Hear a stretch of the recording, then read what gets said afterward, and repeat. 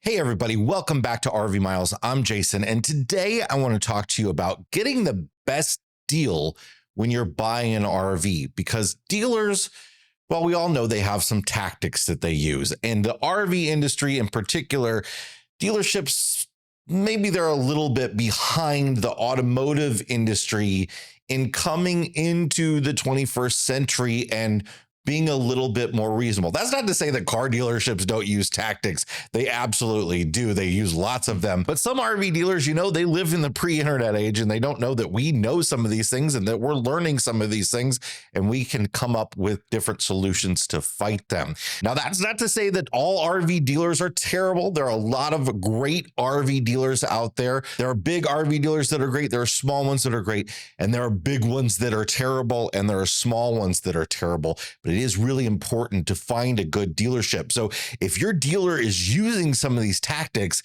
it might be best to not just, know the tactic and figure out what they're doing and work around it and use that as a solution. It might be best to walk away. But let's start with the biggest tactic that they all use, and this is not one you're going to run away from, is the classic monthly payment tactic. What can you afford per month? That is a ridiculous way to buy a car, an RV, anything. The monthly payment is meaningless when it comes to the cost of the actual loan. When you figure out what you're actually paying with the interest rate over the course of the loan, and RV loans can go 10 years, they can go 20 years, believe it or not, which is absurd. Don't get a 20-year loan on an RV unless it's something that you plan on having for 20 years. And RV loans have higher interest rates. So when you do the math on what you actually pay over the course of your loan, that monthly payment tactic is a real bad deal. And you'll see it advertised on units at dealerships. This one is $239 a month. This one's only $199 a month. How do they know that before they actually take you through the financing process? I don't understand what they think they're getting away with there, because that's going to be different for every person, right? They don't just use this for the actual unit itself. Sometimes it's for the additional add-ons that we're going to get to later. They might say, this one's only going to cost you, $25 more a month. Well, you work that out over the course of the loan, and maybe that works out to be $3,000. So really think about that monthly payment not being as important as what you're actually paying overall. We all know we have a certain amount of money we can afford a month, but if you're that tight on it, you're probably not best buying a new RV in the first place. So negotiate on the total cost of the vehicle and not that monthly payment rate, and you will be much better off in the end. And better yet, come in with your own financing. Get your financing somewhere else.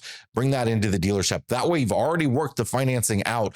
You know what you're planning on paying for an RV. You know what the cost per month is going to be already. And then as long as you stay within that budget, you can actually cut that cost back. Okay, number 2 is a really big one. And I just saw a really terrible example of this today. Have you ever seen a super low price advertised online for a unit? You're over at rvtrader.com, you're on the dealership's website, and you see a unit that's got a great price on it. But when you arrive at the dealership, it's just been sold. It's no longer there. But hey, we've got this other one that's similar and it's a little bit more expensive, but not too much. That was a bait and switch 99% of the time. That unit either never existed or it was sold a long time ago and they just kept it up on the website to use it as a bait and switch tactic. It's a very common thing. Do not let them get away with this. The thing I saw today was somebody that drove 14 hours to see a unit that they intended to buy. They had gone through lots and lots of stuff with this dealer, with this big national dealership chain, very big national dealership chain. They had spent a lot of time having that dealer do video walkthroughs of the used unit they were planning to buy. They were looking for any sort of defects. There were a few that were shown to them, but nothing terrible. When they get there, well, guess what? It's got a water leak in the roof. It's got some punches in doors. It's got all kinds of problems with it. And it turned out the video walkthroughs that they were getting from big national dealership chain were of a different unit. The same model, the same brand. It was just a different unit they were showing them that was a little bit more expensive. Oh, our fault. I'm sorry, but if you want to buy this one, you can buy this one if you want to buy this one. That's what they do. It seems so far-fetched and so illegal that businesses would do this sort of thing, but it exists out there and it's fairly common. So here's the key. Call ahead, make sure that unit's on the lot before you make the trip to it. And if you get there and it's mysteriously sold, walk away. It's likely a trap. It is a trap. They're trying to get you to pay more, and that's not a dealership that you want to work with. Here's a similar move on this, the auction bait and switch. Big national dealership chain again, a very big one, biggest one. So they have an auction online for you to buy used RVs. You know, dealers do this thing where they take in used units when you trade in a used unit. Sometimes they put them on their lots because they think they can sell, and sometimes they don't want them on their lots. They have too many of that type of unit, or it wasn't good enough, whatever, and they send it off to auction. Well, said dealership chain knew very well about this, and they knew that, hey, we could probably make a little bit more money if we offered auction prices to consumers instead of just having those units hop around between dealerships and getting rid of them for, pennies on the dollar. Well, maybe we can make a few more bucks if we give them to a consumer and not to another dealership, and allow people to go bid on them online. So what happens? You go and you bid on a unit online and you lose. Well, then you get a phone call saying, hey, I know you lost that auction, but hey, we got this similar unit. It's only a few $1,000s more and sitting on our lot. Now, I'm not saying that auction unit didn't exist, but when you've gone through the process of doing an auction with big national dealership chain, you're giving them all the information. You're giving them all of your contact info. You're giving them how much money you're willing to spend, all that sort of stuff. And they now have a lot of marketing info to contact you and try to sell you a different RV. I also heard something about these auctions from somebody where they had a situation where they went and bid on one, they won it, and they were happy in general with the unit they bought, but they weren't happy at all with the process.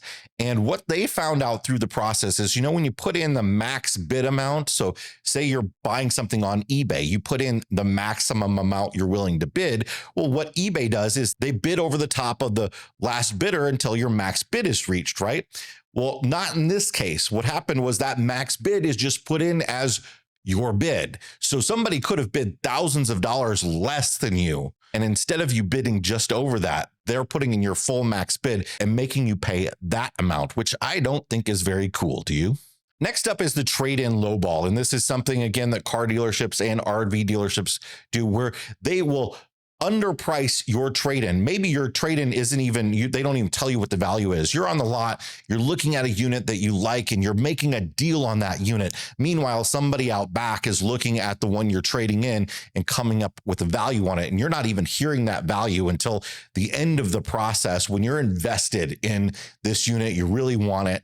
And then they give you this lowball offer. They were able to negotiate a really good price for you, and then they are making up for that with the trade-in. Now, there's a catch with this one, though. A lot of people, especially with RVs, think that their trade-in is worth more than it is, especially now when we've gone through this whole boom in the RV industry through COVID, where a lot of people paid well over what that RV is worth today and are far underwater on their loans.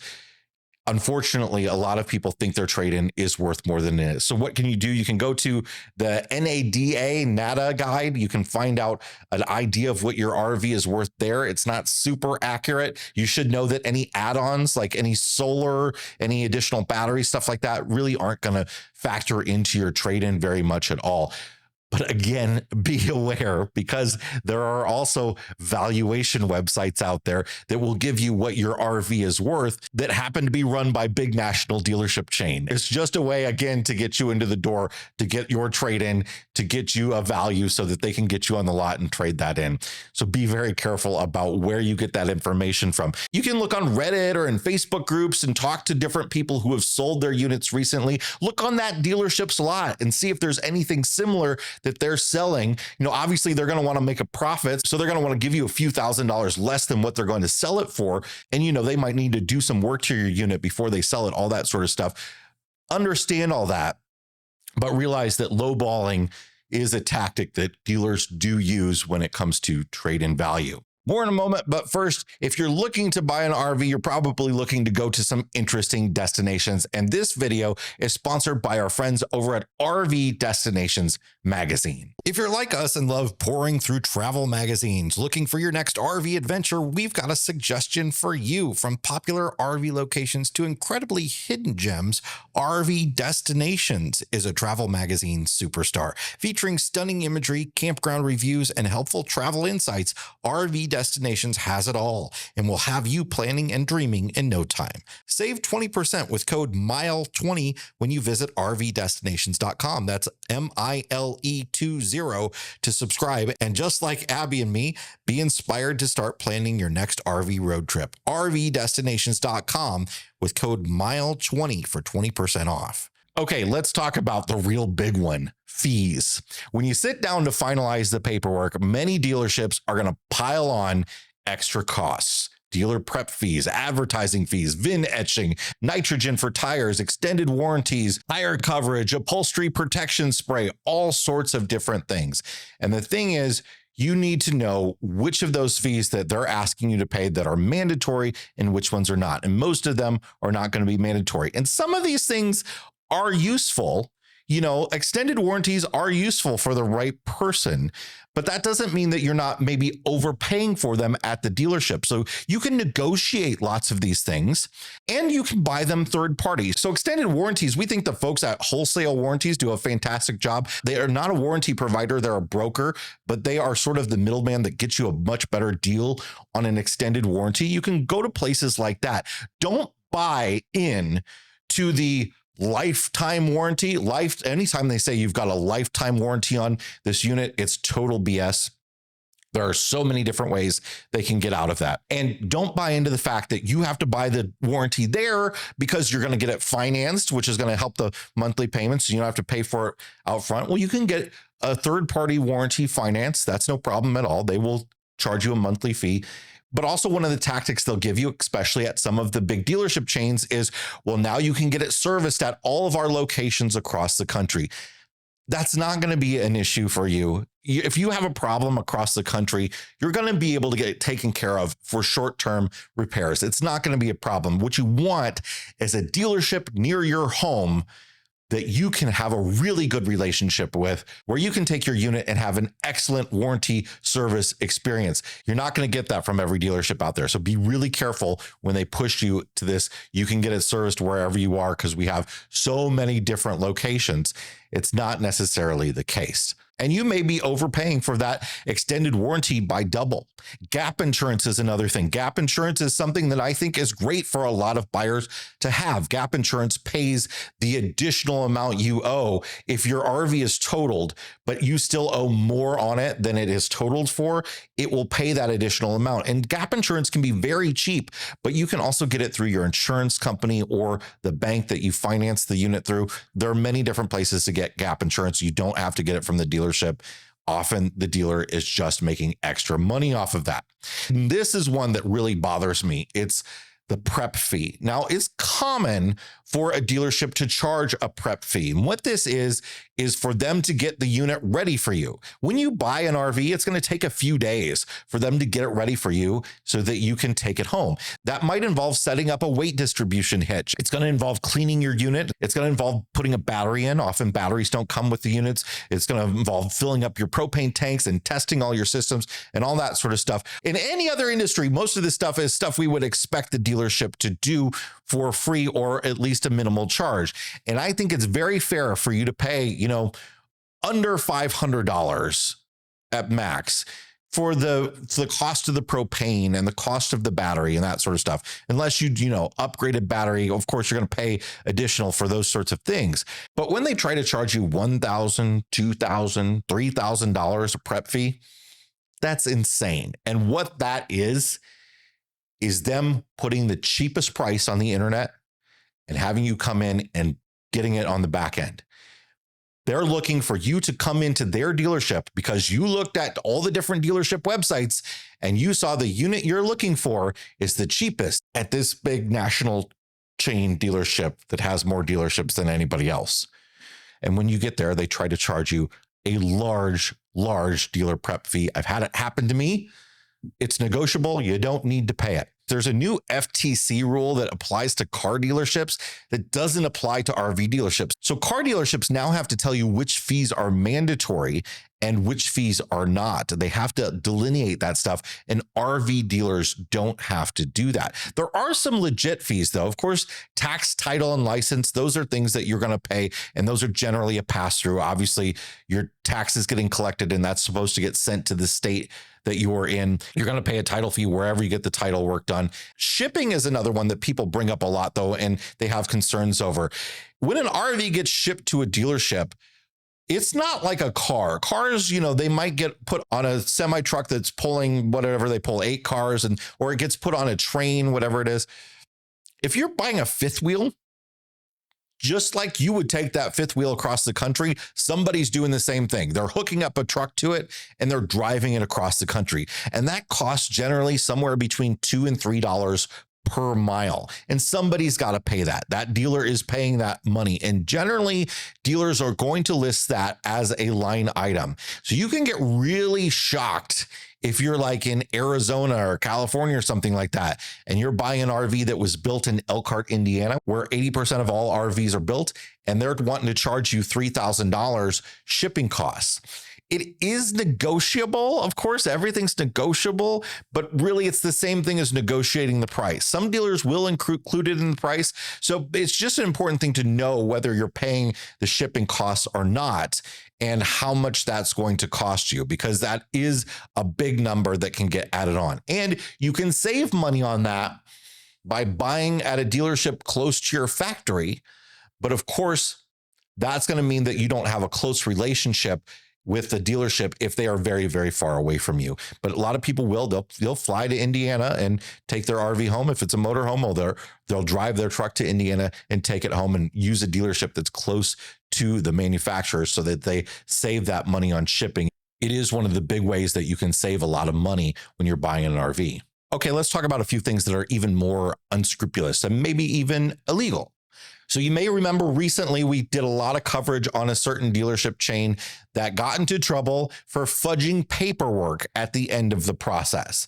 This is something that could happen anywhere and something to be very careful of. You go through all the paperwork, you sign off on what you think is a certain number of years loan that you're going to pay X dollars per month. And it turns out after you've done all that work, the dealer types over that paperwork and adds on, oh, it's not a 5-year loan anymore, it's 10-year. It's not a 10-year loan anymore, it's a 20-year. That's how they got your payment low.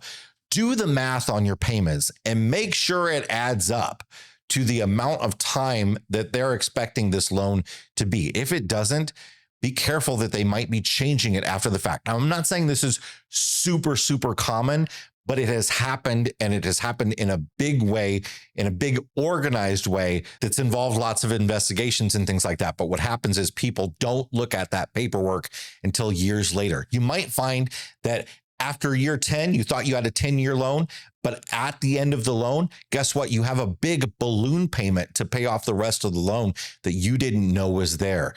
Make sure to check all your paperwork before signing it, and then make sure to look at it all again and make sure it was all the same after you signed it. Take pictures of it when you're signing it so you make sure that nobody's changing anything on you.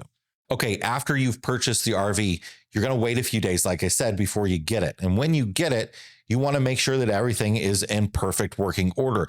And one of the things that a lot of people like to do, and I highly recommend, especially if you're spending lots and lots of money on this RV and that it's heavily financed and it's, we're talking the $300,000 plus RVs, you definitely want to get an RV inspection, but you can even get them for the $10,000 RV you buy. It's worth the $800 or so you pay for an RV inspector to come out for 6 to 8 hours. They're going to go through every single system. They're going to look at the roof of your RV. They're going to go through all the different systems and make sure everything works. It is an incredible, incredible peace of mind to do that. They will always find stuff that you want that dealership to take care of before you take delivery of that unit. But unfortunately, there are some dealerships out there that say, oh, we don't allow RV inspectors on our lot for insurance purposes. We don't want them to get injured while they're looking at this RV. Guess what, though? We do the inspection for you. That's what's included in that prep fee. We do an inspection for you. Can you imagine? Can you imagine buying a house from a builder who just, they built a subdivision, and you and your realtor say, hey, okay, we need to have an inspector come out and look at it. And as part of the closing process, we're going to have the inspector go through everything, and you guys are going to fix this stuff that's wrong. And they say, oh, no, don't worry about that. We do inspections for you. Here's the inspection. Everything's good. Can you imagine that? Don't fall for that. If you want to have your own inspector, fight for it. And if that dealer won't allow it, go to a different dealership. There is no RV out there that you just have to have, that you can't wait on another one, or you can't find it anywhere else. If it is just that perfect deal that you haven't been able to find anywhere else, there's a reason it's that perfect deal, because this dealership is an unscrupulous dealership. If they don't let you get it inspected, run. Now, I have seen instances where they're like, well, we don't want them walking up on the roof because they could fall off the roof and then they sue us. And I've even seen it go as far as, they take the RV out of the dealership lot and bring it onto a city street and then have the RV inspector look at it.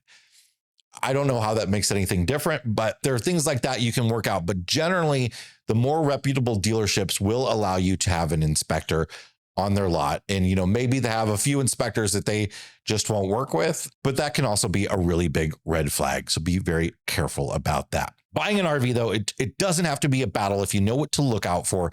Dealerships can be tricky. There are some really great ones out there, but by staying informed and standing your ground, you can avoid overpaying and you can walk away feeling good about your purchase. I'd love to know in the comments any sort of tactics like this that you've heard about, whether it's for RVs or automobiles or whatever, so that we can all be better informed. If you got something out of this video, hit the like button. If you want more like it, hit the subscribe button, and we'll see you on the next one. Bye, everybody.